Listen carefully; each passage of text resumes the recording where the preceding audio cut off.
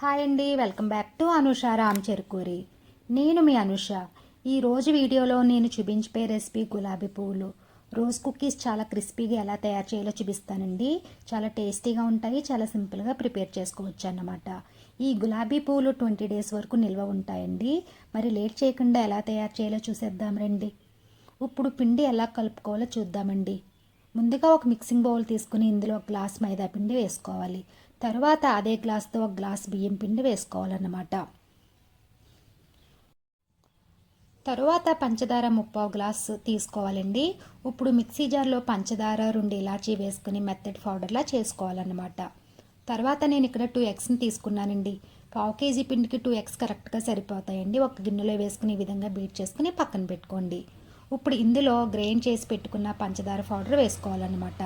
అలాగే మనం బీట్ చేసి పెట్టుకునే ఎగ్స్ కూడా వేసుకోవాలండి. ఎగ్స్ వేయడం వల్ల గులాబీ పూలు గుల్లగా వస్తాయన్నమాట. ఒకసారి బాగా కలుపుకొని కొంచెం వాటర్ని యాడ్ చేసుకుంటూ పిండిని బాగా కలుపుకోవాలన్నమాట.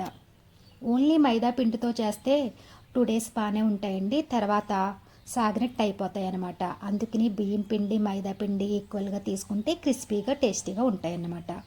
చూసారు కదండి, ఈ విధంగా కలుపుకోవాలన్నమాట. పిండి మరీ పల్చగా ఉండకూడదు, అలాగని గట్టిగా ఉండకూడదండి. ఈ విధంగా క్రీమీ స్ట్రక్చర్లో కలుపుకోవాలన్నమాట. పిండిని ఎంత బాగా కలుపుకుంటే అంత బాగా వస్తాయండి గులాబీ పూలు. చూసారు కదండి, ఈ కన్సిస్టెన్సీలో ఉండాలన్నమాట. పిండి ఏమీ నాననవసరం లేదండి, మనం పిండిని కలుపుకోవడంలోనే ఉంటుందన్నమాట. బాగా బీట్ చేస్తూ కలుపుకుంటే సరిపోతుందండి. చూసారు కదండి, ఈ కన్సిస్టెన్సీలో ఉంటే గులాబీ పూలు చక్కగా వస్తాయన్నమాట. ఇప్పుడు ఈ బ్యాటర్ని ఒక చిన్న గిన్నెలో తీసుకుని పువ్వులు వేసుకోవాలన్నమాట. గులాబీ పువ్వు గుత్తులను ఆయిల్లో వేసుకుని బాగా వేడి చేసుకోవాలండి. ఇప్పుడు స్టవ్ ఆన్ చేసుకుని డీప్ ఫ్రైకి సరిపడా ఆయిల్ వేసుకుని గులాబీ పువ్వు గుత్తులను ఆయిల్లో వేసుకుని బాగా వేడి చేసుకోవాలన్నమాట.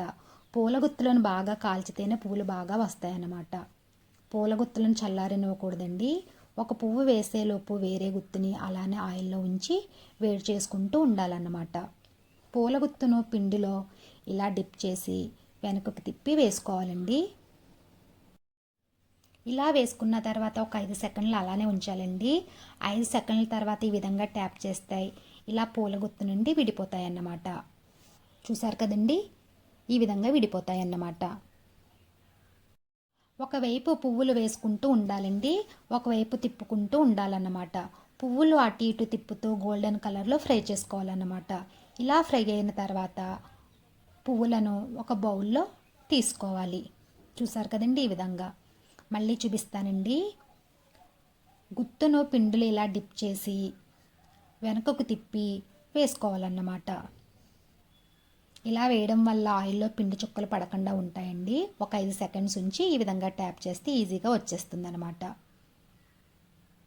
చూసారు కదండి, ఇలా పూలగుత్తిని పిండిలో డిప్ చేసి వెనక్కి తిప్పి వేసుకోవాలండి. ఒకవేళ పూలగుత్తు నుండి సపరేట్ అవ్వకపోతే ఈ విధంగా అట్లకాడతో ఈ విధంగా సపరేట్ చేసుకోవాలన్నమాట.